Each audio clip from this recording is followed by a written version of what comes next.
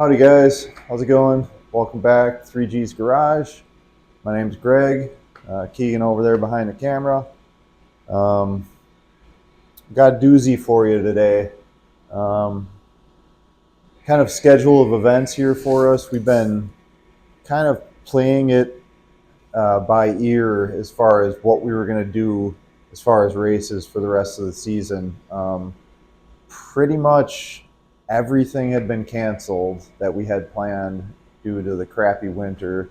We were holding out hope that we were going to be able to go up to Three Lakes, Wisconsin and run in the Junker Sled weekend, which is like one of our favorites.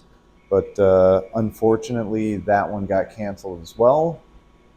So in place of that, we have arguably an equally awesome event to go to this coming weekend. It's the DitchBanger National at ERX Motor Park over in Elk River, Minnesota. The reason we had picked Junker Sled is because we've gone there for the last 3 or 4 years and we love it. We get along really good with the guys who run it. They're really cool guys. They put on an awesome show. So we were just going to go do that, but that one's canceled. So before we go over there next week, we have some stuff that we need to button up on some of these sleds. We showed you some of the skid problems, or the skid problem we were having with this sled after the last time we raced it, and basically we have to take care of that. So we're going to get this sled up in the air and dive right into it. So hang with us.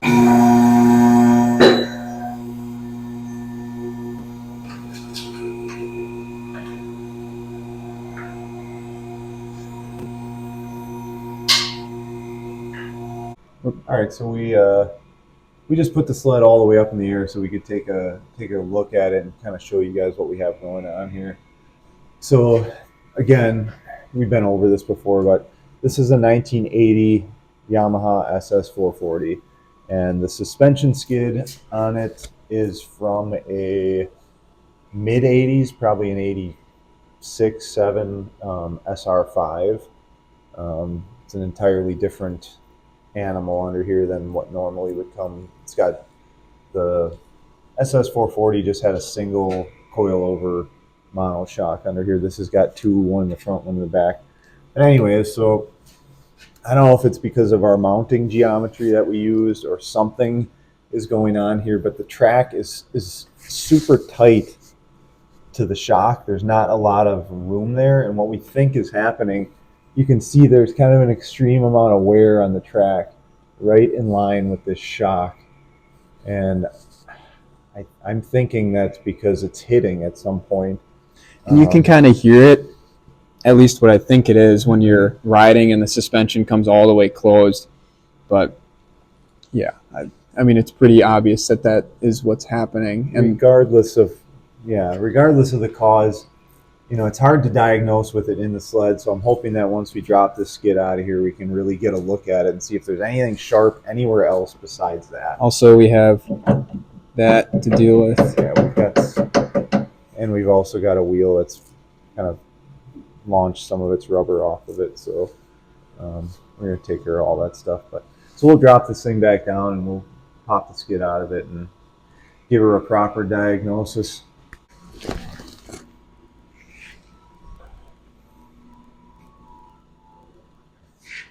All right, so here's what we're kind of trying to figure out on this thing, guys. So the wear damage on the inside of the track is pretty much right down the center line.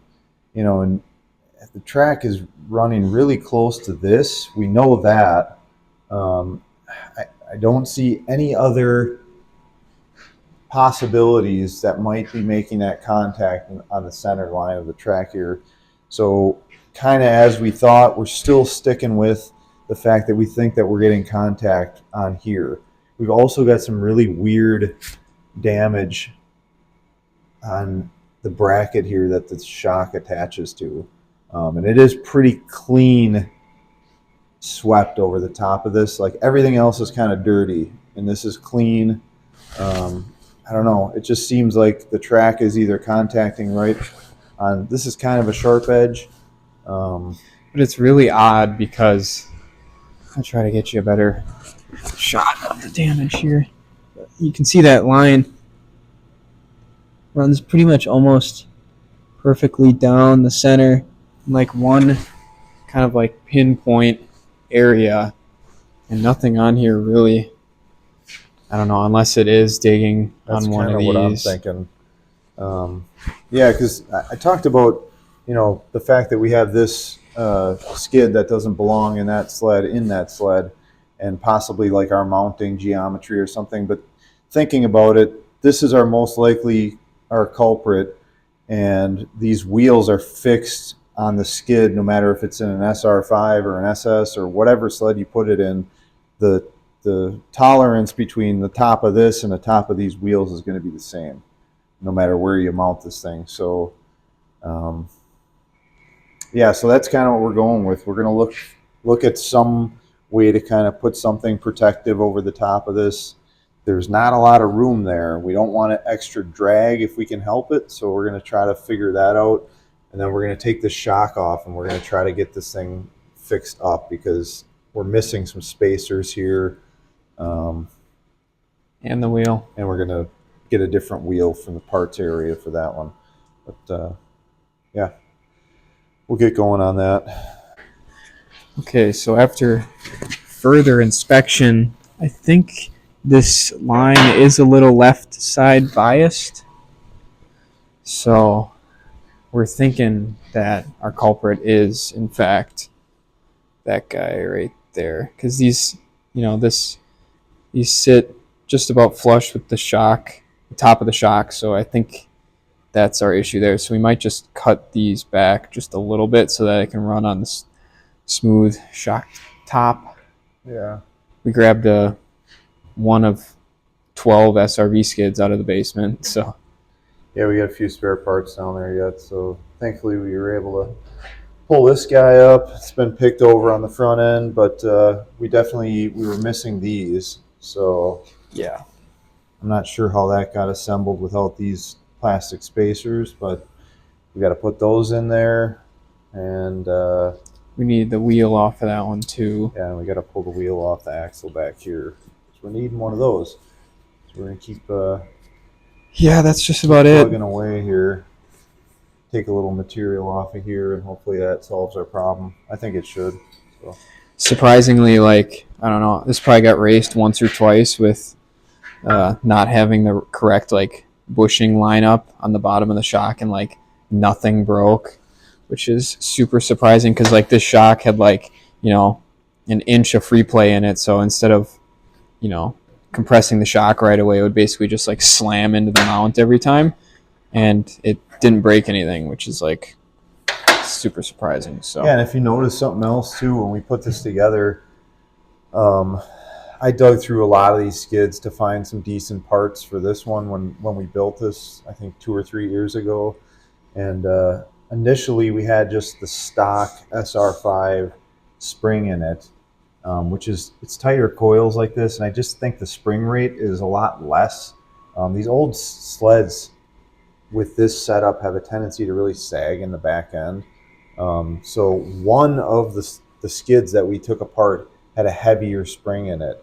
I don't know where it came from or what, if it was an alternate part or whatever, but the spring rate's quite a bit heavier here than it is on all the other ones that we took apart back in the day. And so we went with this heavier one because the ass end of the sled was sagging a lot. So that helped us a lot. it does pretty well. Yeah. Compared to a stock SS from the day, Yeah. It does a lot better. So a little farther along here,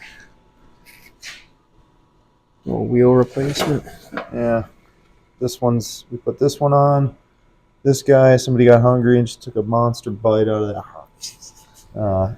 But also when we took that off, we kind of discovered that this bearing's kind of crappy on this side. So we're going to replace that right away. Yep. Yeah. Full D-lam on that side. That's pretty common on these. I mean, the wheels are 40 plus years old, and yeah, the rubber just comes apart on them. It's honestly surprising that it doesn't happen more often. Yeah. So it is something we deal with on the regular, though, on these things. So. Yeah. Also greased up a few of these guys. And yeah, we should be almost ready to start putting this back together. Current situation in the shop. This morning we brought over 2 more enticers to the barn. So even more room for activities around here. Showed you last time that we already got 1 bike back. I think soon we're going to start bringing some more. Yeah, what else? Oh, this guy. We did last week's video was on this little 300, and runs good, solid, whatever. But it looks suspiciously wet. Show them the seat mount. Yeah, and there's also, seems like someone did a beautiful job recovering this seat, and then they decided to not use the factory mounts and just drilled like a wood screw through here into the shroud, and what's behind the shroud? The gas tank. So yeah, it seems very obvious that they put a wood screw straight into the gas tank on this thing. So not a wise decision. So we'll have to remedy that. yeah, so we're gonna have to fix that. But yeah, The little sled is for sale. We haven't got any bites on it yet, though. Yeah, it is for sale. If anyone's we looking. did notice that the gas tank was leaking, so we're probably gonna have to fix that. Yeah, so we'll have to fix that before it gets sold. So, yeah, another thing. So after we're done with DitchBanger here next weekend, that'll pretty much be it for this year's miserable snowmobile season. I think.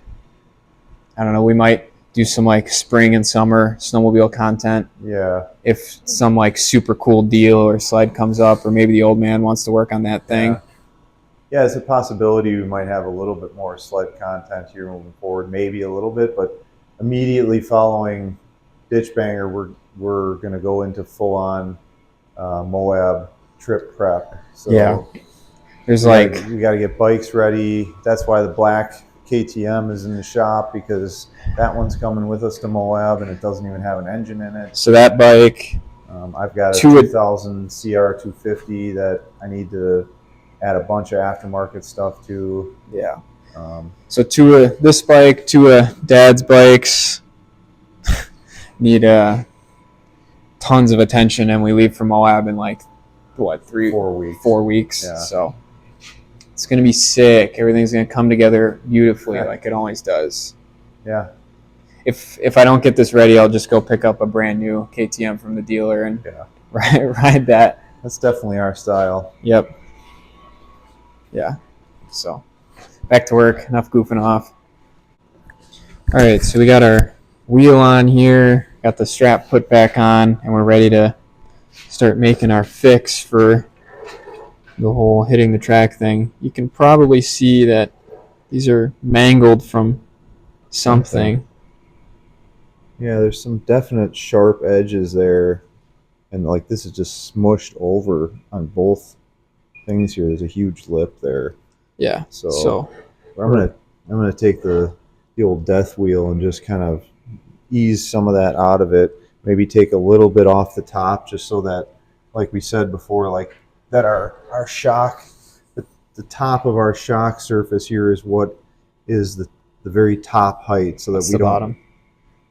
That we're not. So we're not contacting these edges at all. So we want this nice smooth surface in case like the track still does hit. That's what we want it to run on, because it probably won't tear it up any further. Yeah. Just some little extra insurance there. It's not going to do anything to the integrity of this piece here. Yeah. So we got everything properly sandwiched in here now. There's not a whole bunch of slop. It's nice and tight. So we were missing a washer, and the bushings that we had were just completely the wrong ones. So now we won't have any slop in our shock. Also decided to do the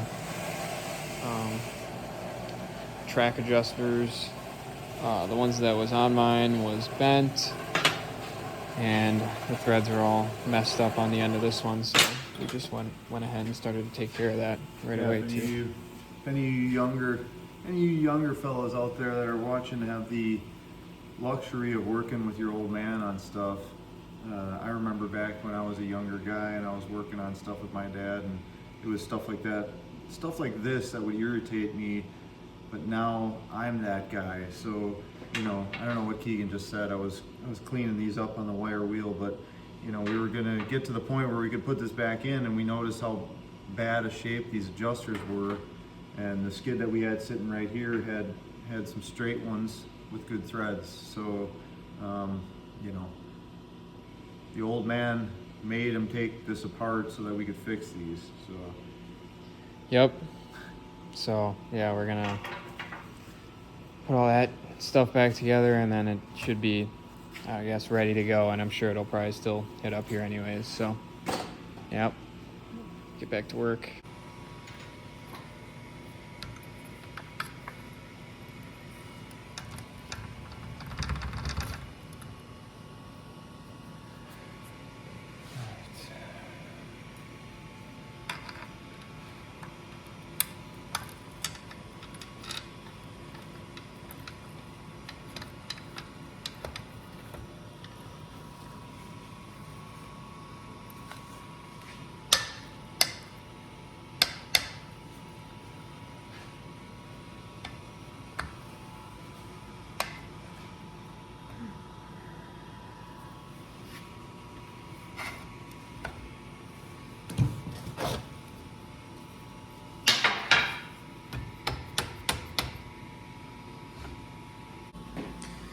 Okay, we're back in one piece here. We're gonna go ahead and put the skid back under the sled. We've showed you guys this process a couple times now, so we'll get it stuffed back under there and we'll check back in with you guys. All right, guys. So that'll do it on this one. Kind of a quick and easy one for you. Kind of in a couple different moods lately. We got one race to go, which we're super amped up for. You know, we're getting the work done that needs to get done to prep for that. But you know, in all honesty, winter's been a drag, and you know, we pushed her pretty hard for a while, trying to get as many things done as we could. And you know, lately we've kind of just pushed the clutch in and kind of been relaxing just a little bit. So yeah, we're taking care of what we need to do here, and Kind of in limbo between, you know, kind of finishing off working on sleds, but I still want to ride, but I'm ready to start working on the two-wheel projects again. So yeah, we're getting the itch for some warmer weather here and whatnot. But like always, though, really appreciate you guys watching.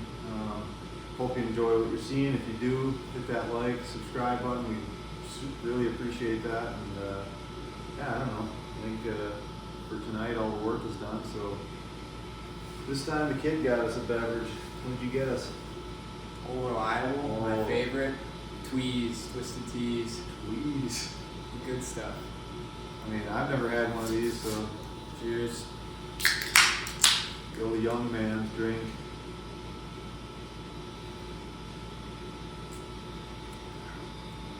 Spilled. I got original. What do you think? I don't know. It's okay. Gut bomb. Yeah. All right, Thanks for guys. watching, you guys. Thanks for watching. See you later.